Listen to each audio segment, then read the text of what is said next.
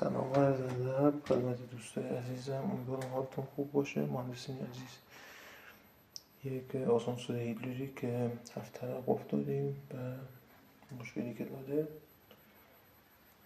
ریزش روغن هستش و از دور کاسه نمد خود جک داره روغن میریزه.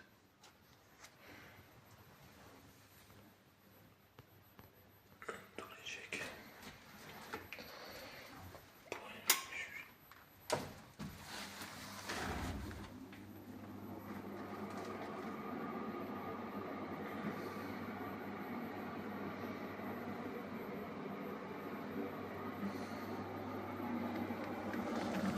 درست که بشه، اگه توفیقی بود براتون فیلم تعویضش هم میذارم.